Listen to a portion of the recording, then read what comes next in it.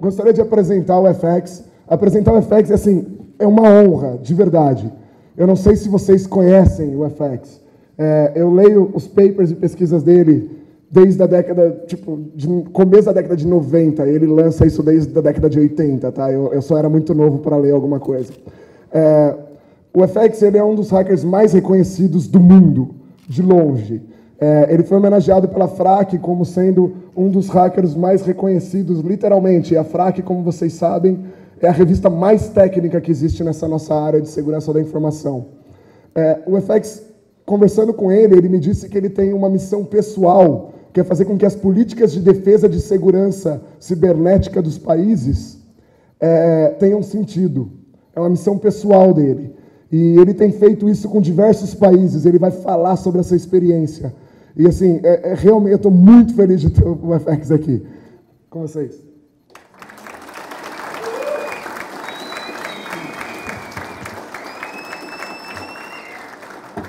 Thank you, man. Cheers. So for all I know, he just explained very lengthy how small my dick is. So, now,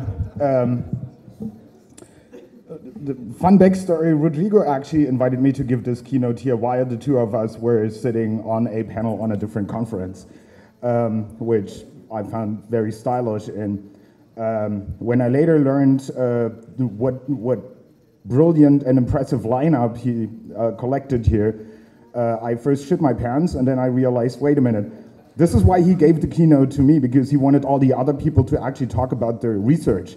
And so, like, I was the least lost. So I had to do the keynote. Okay, so what is this about?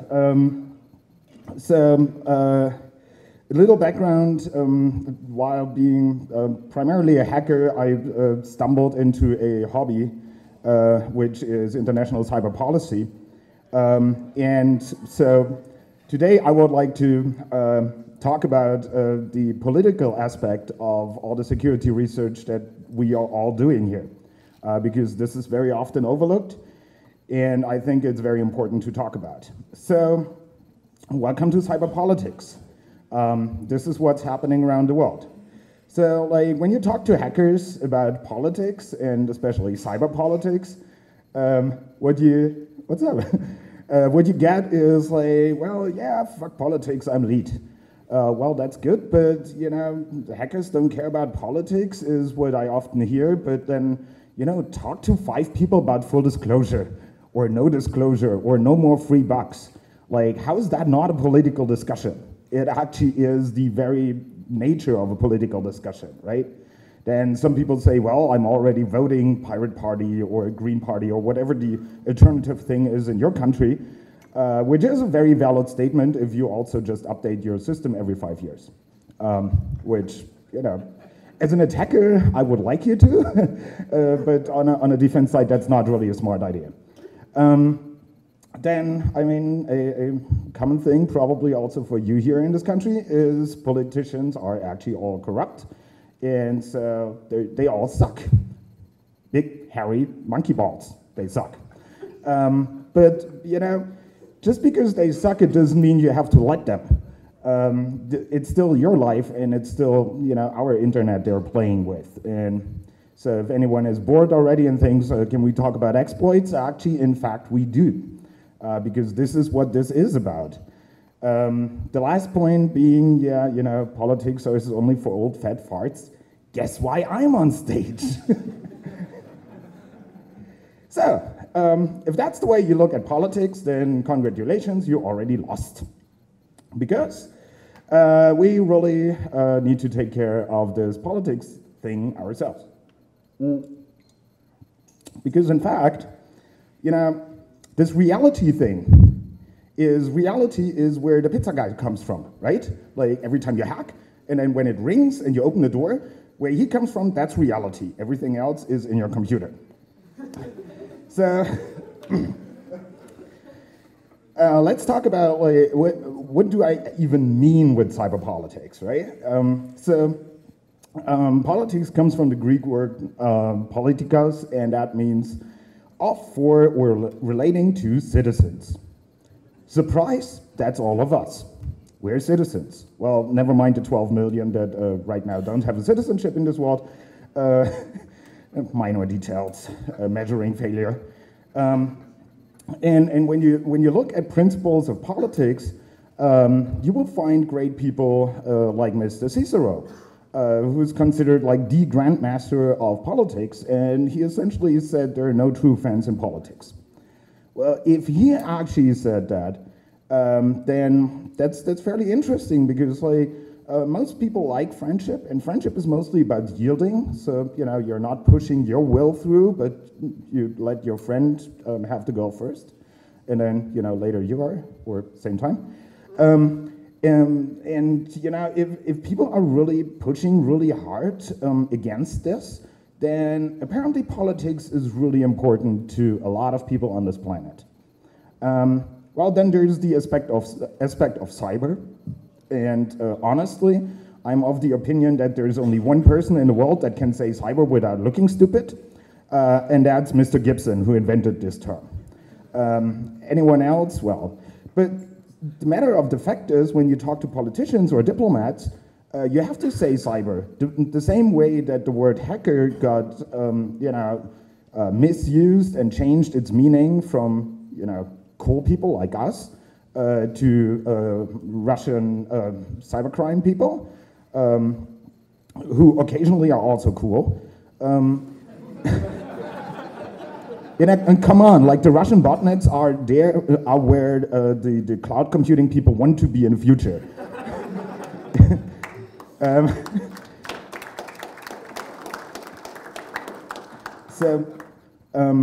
Yeah, but when you talk to politicians, you actually have to use the term cyber a lot. It sounds silly, but this is what you have alcohol for. Yeah, you just drink more, and then you can live with that.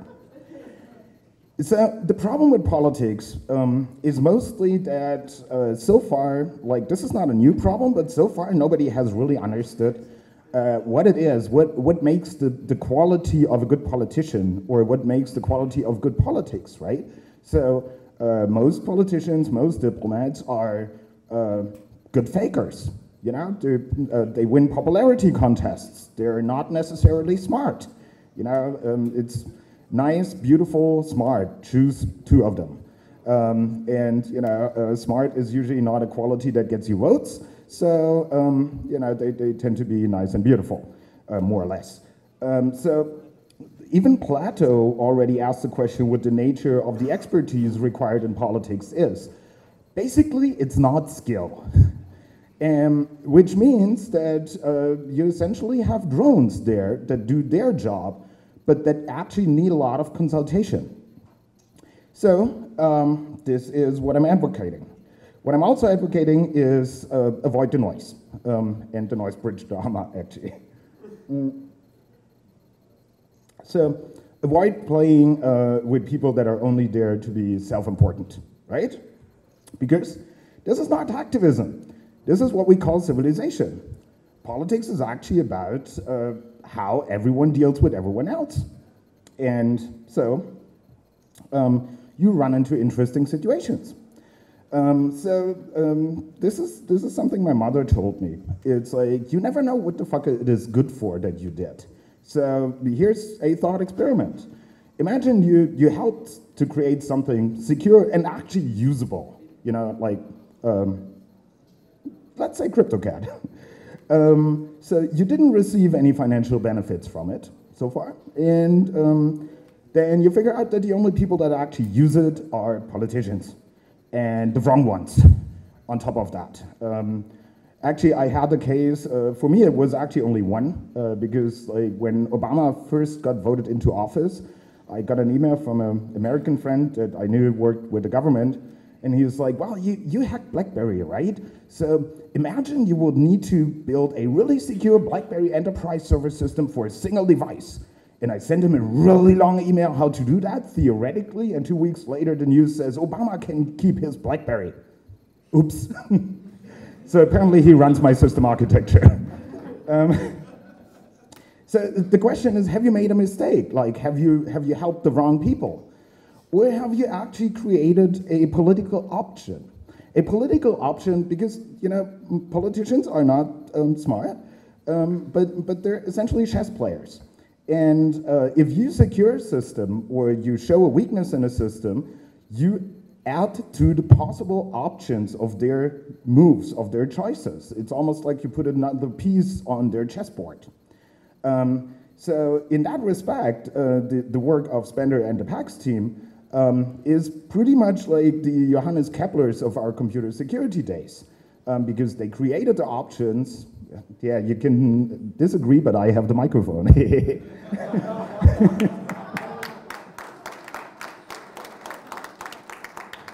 So, I mean, okay, there's others that like to portray themselves as the Galileo Galileis and get on stage and whine about getting harassed when they cross borders. But, you know, they really don't add much work to this. So, essentially, what happens a lot in Europe, I don't know how it is here in South America, but you often have people that essentially lecture you on ethics, what a hacker is supposed to do and what not. Funnily enough, the more they lecture you on ethics, the more they violate them themselves. So we have digital human rights activists who also run companies and sell to the Russian mob and the military. We have people that bash Microsoft online while actually sitting on a campus being paid by them. We also have people that consider themselves punks and left-wing activists and then write spy software and sell it. You know, there's many aspects to consider when you think about your ethics as a hacker. The opinion of other people is really not one of them. Because like, this is real life, and to all the people that lecture us on ethics, I would really ask them to shut the fuck up until they live up to their own standards. Thank you. Now, one of the ethical questions that in the last years became more and more prevalent is the question, you know, shall I sell or not exploits to other parties? Because potentially they end up in the hand of evil militaries or the aliens or Obama, I don't know. The first question is this like selling weapons? Now, when you look at the definition of a weapon, the definition of a weapon that is used in international law is it's a tool to damage another living being's physical or mental capacity to act, injure, or to kill it. Now, if I own your computer and your web browser shows different news than everyone else's web browser does, I certainly limit your mental capacity to act because I'm just bullshitting you. In that respect, it is relatively clear in international law that an exploit, a weaponized exploit, is actually a weapon. Now, does that change anything about the ethical question of to sell or not? Not really, actually. Like, do you think it should be illegal? Some people do so, some not. Do you think regulating exploit use is a good idea? Maybe, maybe not. An interesting question is, do you think it's better to leak stuff to WikiLeaks or to sell an exploit? Funnily enough, many hackers think that leaking to WikiLeaks is worse than selling an exploit. But Giulio Auto put it best. He actually wrote in a blog post, do whatever you want, trust your guts, your humanly feelings, your very limited knowledge. This is fucking best effort. So, this is an open question and your choice. Now, there's the other side, you know, the ethics preaching people that I just call bad religion, right? So if you have worked for the evil corporations or for the evil government, it actually doesn't get you into hacker hell. Because strictly speaking, we're still a meritocracy, and you know, what gets you into hacker hell is if you fucked up. Like, let's be honest, if you wrote Stuxnet, you're cool. If you wrote parts of Finfisher, you're not. That's pretty much all we care about. Also, running like a couple of 500 Tor nodes doesn't make you a political activist, especially not if your idea is to put them into EC2 and hereby hand pretty much the entire Tor network to the Amazon cloud. and to Amazon. That's just fucking stupid. Unless, of course, they're all exit nodes and you still have the PCAPs. In which case, you're the NSA. A interesting side note, the international Wikipedia entries on where Tor comes from, the history, is in interesting violation to things that Roger Dingledine actually told me in person. And I just had to notice that the United States Naval Research Laboratory sounds a lot like the German Bundesstelle for Fernmeldestatistik, which essentially means communication statistics, who happen to be a signal intelligence part of the Secret Service. We can talk about ethics all day long, but don't we actually have work to do? Like, we can play the ethics charade, but we can still not buy computers that are secure, no matter how much money we invest in them. How about we solve that first? So, the worst approach you can do is all talk and no action, which is no action, talk only is actually supposedly what NATO stands for. So there's also hackers that do that.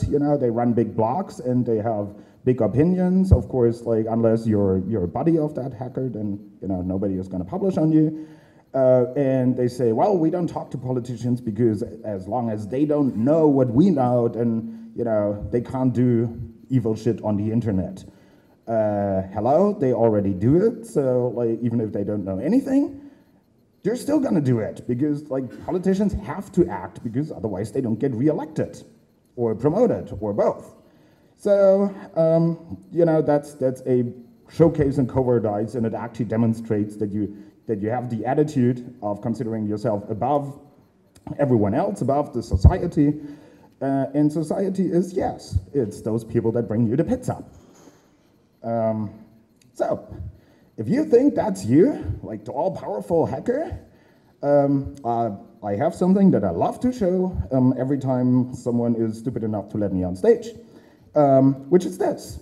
So, this is a full exploit. This is actually a kernel exploit, to be precise, a hypervisor breakout, written in Fortran, because back in the days, people were still men, and men write exploits in Fortran. This is the entire exploit in source, and this was written by someone from the US Air Force in 1972. So if you think you're the shit, actually, that's more like it, right?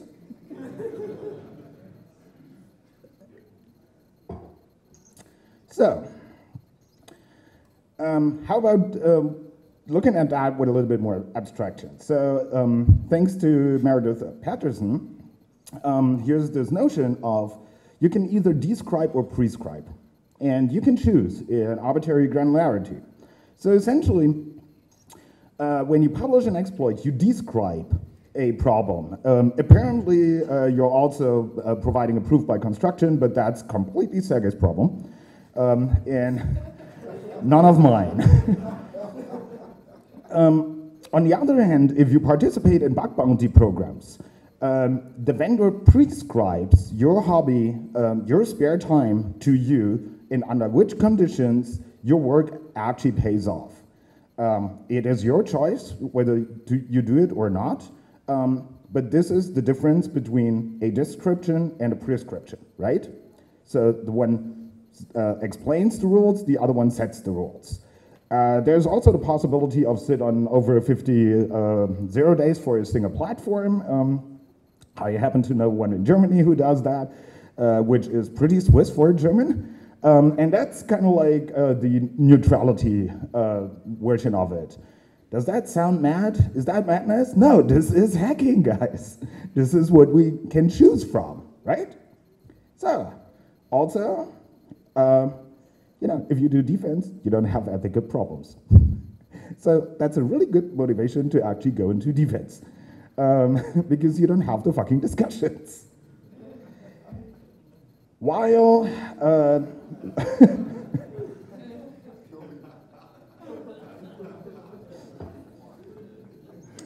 while we are concerning ourselves with bullshit like that, the world rotates on, And, you know, people go like, oh, look, NSA, how evil.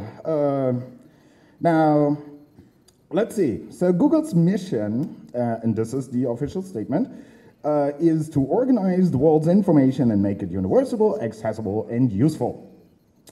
Very good. Raise your hand if you believe that.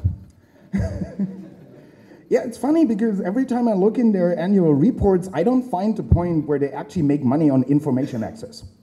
They do make a lot of money, but like I don't find that point. What's interesting is when you look at the NSA leaks that we're facing recently, and I'm coming to that in a bit more detail, is you will see that essentially General Alexander, who's the head of the NSA, is quoted with saying that the strategy is Google's. I need to get all the data. Interestingly enough, they even measure themselves. The NSA measures itself against Google. They're now really proud to say, well, we actually have 50% larger information processing power than Google has. Do you notice something? They run the same thing. The algorithms, primarily MapReduce, were developed by Google, they're patented by Google, and the NSA is the only one not paying patent fees. So, you know, there's two infrastructures, one run by the NSA, one run by this Do No Evil Corporation. The thing is, everyone thinks the NSA is evil and Google is good.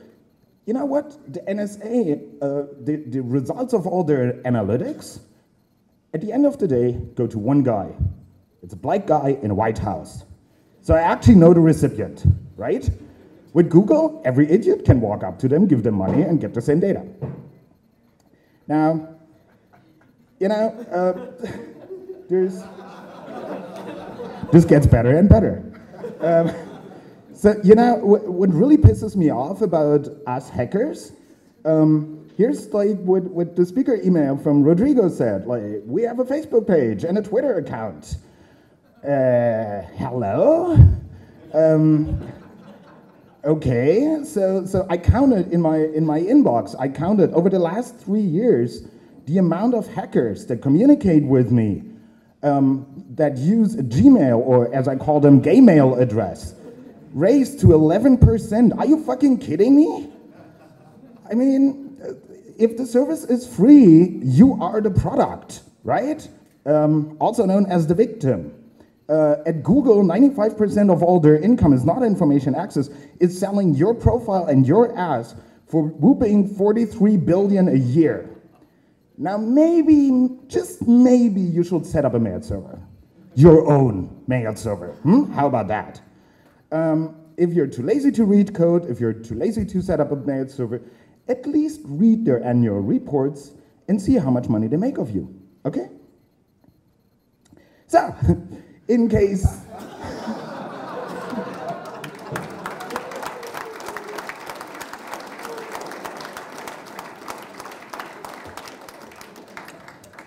you are too young and you think, wow, now there's magic with email and SMTP, only Google can do that. So, you know, here's how old farts like I do it. Like when I send an email to Rodrigo, this is SMTP.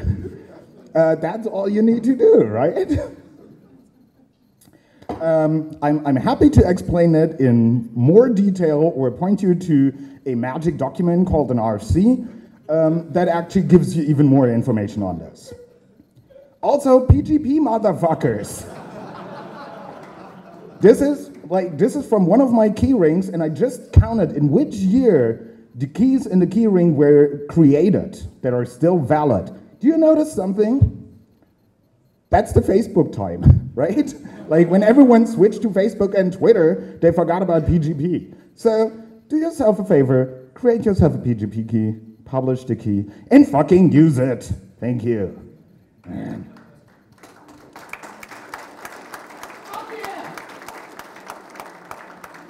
Well, if you're too stupid to use PGP, then you better go to, you know, a different event than this, right?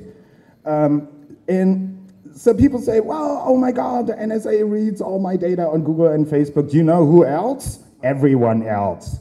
You know, like at the NSA, people actually get fired when they do what's called love int. So they're watching, you know, the ex-girlfriend and whatsoever. The quote from the chief security officer at Google is, "Nobody does that at our company." Sure, nobody has ex-girlfriend at Google. Nope, cannot imagine that. Also, people go like, well, at least my iPony is really secure. Because I paid Apple a lot, so I can only download the shit that they allow, and I cannot have porn on it, because that's evil. The thing that you need to understand here is there's a concept that's called second colonization. So essentially, a company doesn't have to be evil. Any company that amasses enough control over devices, like your fucking overpriced computer / mobile phone, over control points on the internet, over router infrastructure, and thereby ultimately over people, will actually have some government entity at some point in time walk in, say, give me that, it's good for me, it's interesting. Guess what Prism is? Prism is nothing else than using an existing API and exploiting the fact that everyone is happily bringing all the information to Google, and so the NSA just goes, nice, they do our work. Like, I'm just fucking glad that the NSA didn't set up a webmail and a Dropbox servers, because then people would actually upload all the shit directly to the NSA. Man, like, you know, back in the days, we were happy if we had an internet connection. Today, like, a virtual server on the internet costs you next to nothing, but everyone moves their shit into Google's cloud. How stupid is that? And then, you know, there's the issue of, you know, question the information you act upon and the information you believe. You know, just because Greenwald said that Snowden said that something must be true and says, trust me, it doesn't really mean you have seen the real documents, right? So it probably is true, but what the fuck? Like, can we stop believing shit that, like, the third hand retweeted to us? Can we actually question fundamental truth that is sold to us in little pieces and bits? This didn't work with Stuxnet, and I don't think it works better with the NSA. So, meanwhile, in the shadows of Mordor, which we also call government politics, right? So, what happens here is, because nobody has a clue, nobody has a fucking clue, like fucking comma clue, because they're too old for sex, the all-encompassing mandatory identification for online services is coming. Politicians all around the world have wet dreams about you having to use your government issue ID on your home router in order to get a fucking IP address. And this is, you laugh, but it's actually not funny. They're going that route. Unfortunately, it's really a shame to be German, because a German company that prints our passports and our money, they're the ones trying to sell this all over the internet. But what I ask you to is keep your eyes open to things like that. When you get new government issue IDs in your countries and they suddenly have electronic features, question how this is built, read the standards, understand where the collection points are, understand who certifies what, where you get the keys, because once a control infrastructure is in place, it's gonna be misused. Talk to anyone who lived on the east side of the wall when the wall existed, right? Sorry, yep, we know that. Also, there's people that get everything X509 signed. They just walk up to their government certificate authority and say, sign. So, you know, that's the same certificate authority that sits in your browser and says, trust me, this is Google. Yeah, sure. So to give you an example of the level of shit that's going on in this world, here's something that I call the Cyber World Peace, brought to you by China. Now, imagine this, like this is the United Nations, and September 12, 2011, the countries that you would, like when you think who will protect our privacy and the peace on the internet the most, The countries that immediately come to mind: China, Russia, Tajikistan, and Uzbekistan, right? Those are the ones that are really nice on the internet, right? So they actually submitted a code of conduct that was supposed to become a United Nations resolution. And it says things like, do not use ICT, including networks, to carry out hostile activities, acts of aggression, pose threats, international peace, security, blah, blah, blah. Do not proliferate information weapons. See, they're already talking about information weapons. And related stuff, we have to combat terrorists and activities, ensure the supply chain security, very funny, China. Respect the rights and the freedom of searching for information, very funny, China.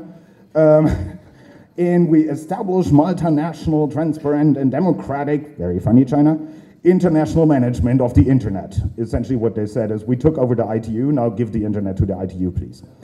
The fun part is, our stupid politicians, that includes the Germans, that also includes South American politicians, were about to say, well, cool, they promised to no longer hack our stuff and steal our products. Nice, let's sign. Until the little fine print was discovered, actually by an American, that said, well, there's this point that says, like, curbing and dissemination of information which undermines the country's political, economic, and social stability, as well as spiritual and cultural environment. What that means is, we promise to no longer hack you if you delete every YouTube video that we don't like and hand us the Gmail accounts of our Tibetan friends. So this is already happening. This is 2011, right? So it's really fucking time that we get involved here. Yeah, and let me finish. It gets worse. So the thing here is, right, the Washington, D.C. Used to have this cyber policy that, well, we just fucking nuke IPv4 addresses, right? If someone attacks us long enough, so now the American way of life, right? If we don't like you, look above. There's a drone coming for you. So, now they completely changed directions and went international arms control for exploits and vulnerabilities, as if there were nukes, right? So think about that. What they actually want to kill, and this is actually initiated by companies, by lobbyists, what they actually want to do is they want to kill full disclosure. So full disclosure where did full disclosure come from? Because companies didn't fix their fucking security vulnerabilities. So the only way to get them to fix the fucking security vulnerabilities was to shame them in public. This is where full disclosure came from, right? So the problem is, this really costs money. Writing patches, then people cost money because they sit in corporate networks and have to patch all the servers all the time. They have to patch Oracle all the time. And then again, and deinstall Java and reinstall Java and all that. So if they could say, well, writing a vulnerability report and writing an exploit is really like helping, let's say, Iran build a nuke, that cost would go away. That would be really, really good for all the companies, yes, and for all the secret services, because the benefit is, you don't actually have to hunt down the evil hacker that posted it on the internet, because every country that wrote and that underwrote the international arms control treaties will be required to arrest that evil person that posted the next vulnerability in Java on full disclosure. That's really where things are going already, because, like, how much money Apple will save in no longer having to issue patches and still charge you for the next version of their so-called operating system? Consider the fallout. You travel somewhere and you don't get rejected because of visa issues. You get collected because you had weapons of mass destruction, also called Metasploit, on your laptop. This is already possible in Germany. We already have that legislation. Now, the problem is, this is all phone sanitizers, right? So, if you say the word cyber anywhere in academia or government, money pours on you, essentially. Well, you didn't say it loud enough and often enough. and you added technical information. That's the mistake, right? So to give you an example, like where politicians and diplomats get their information from. So defense against anything evil coming from the internet is the advisors come from Symantec. So essentially it says, buy more yellow boxes and we're all secure, right? The advice on incident handling actually comes from HB Gary government.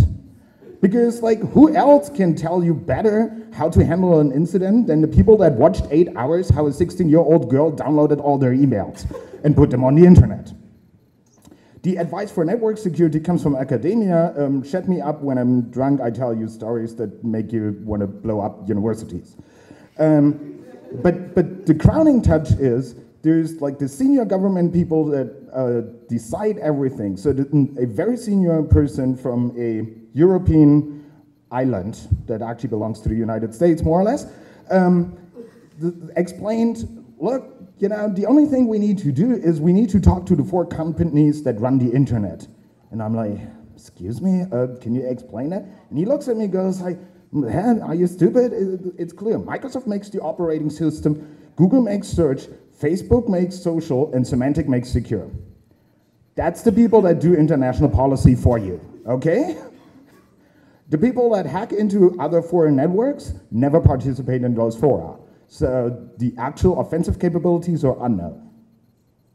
Now the real problem actually is we never get what we pay for because like the computer industry and the drug cartels are the only 2 big industries in the world that have no product liability. No matter how much you paid, if it's shit, you don't get your money back. It's also the 2 industries that call their customers users.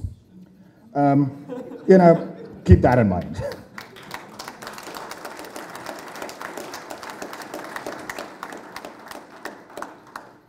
Now, if you happen to join me in this fun sport of talking to government and similar people, you will notice that you know some of the prejudices we have about military and police, mainly that they're stupid, turn out to be often very true. So things you hear from law enforcement agencies, yeah? But we need this to catch criminals, of course, because surveillance has always helped catching criminals. There's like no useful statistics anywhere in the world where surveillance actually prevented crime or helped finding more of the people. Privacy is less important than security. Bullshit, in fact, they're the same. Nobody will have access to the data. Of course, because like the companies are gonna make so much money on maintaining your connection databases that you know, they make no money on that. They set up the database and forget about it. The Chinese broke into Google in 2009 and used the NSA interface because it had no authentication. Why would it?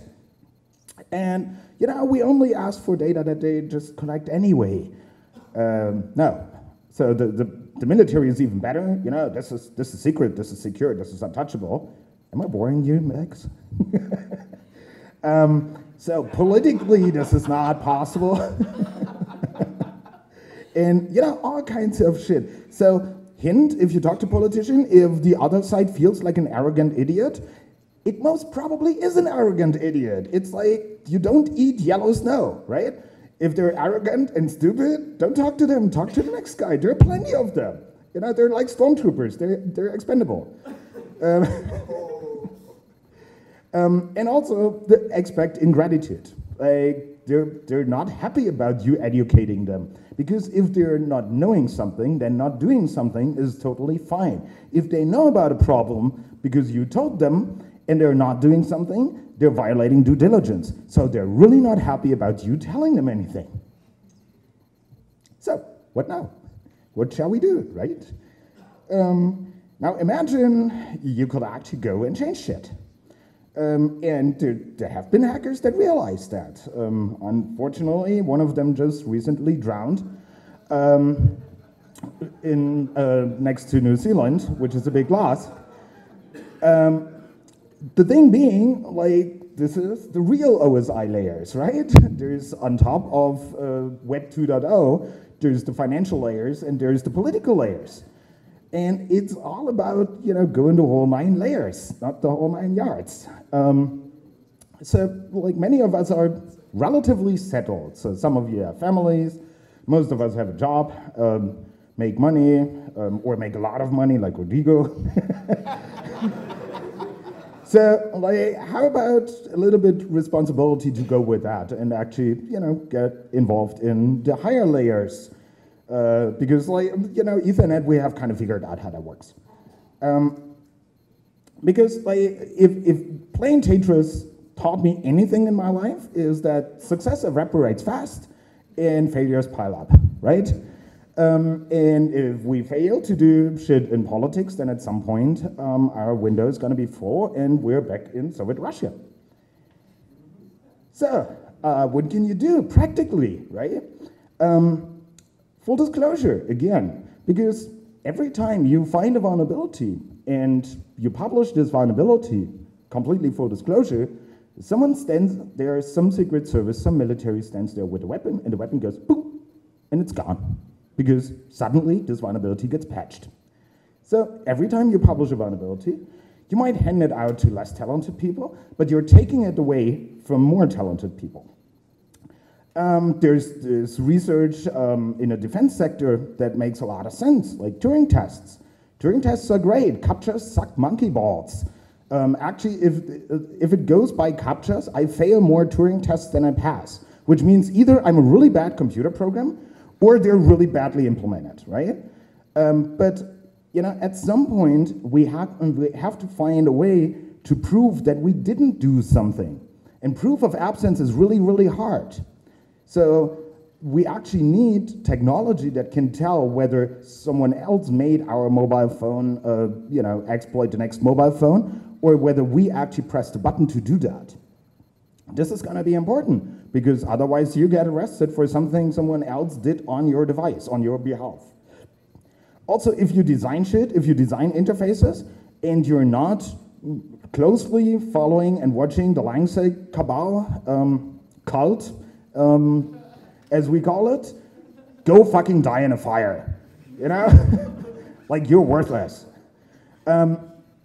Another thing, if you build architectures, let's say web applications, clouds, whatever else, porn sites, the only people that need full ID of you are the people you don't want to have full ID of you. Most authorization schemes work perfectly well if you recognize the same person coming back again, no matter if it's called Dick75 or little FX, right?